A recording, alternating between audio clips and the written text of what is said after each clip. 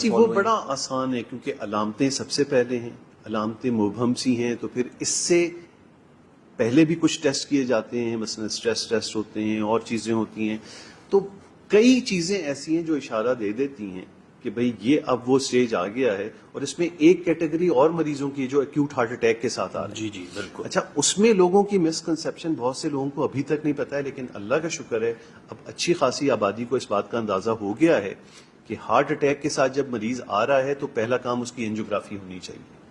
اب ماشاءاللہ بہت سے سینٹرز میں یہ کام ہو بھی رہا ہے، اس وجہ سے لوگوں کو یہ آئیڈیا ہو گیا.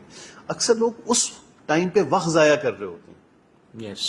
اچھا، اسی لمحے آدھے گھنٹے بعد وہی مریض جب پیچیدہ ہو گئے، جان لیوا پیچیدگیوں میں جانے لگتا ہے، تو کہتے ہیں آپ جو کرنا ہے آپ کر لیں. بھائی جب وہ اسٹیبل تھا، ایک سمجھدار ڈاکٹر، ایک بڑا ادارہ، اس کے اندر آپ کو سمجھایا جا رہا ہے کہ اس کا علاج ہے ہی صرف اینجیوگرافی، اور اگر نالی بند ہے تو اس کو کھول دیں، تب یہ جان لیوا پیچیدگی سے بچے گا.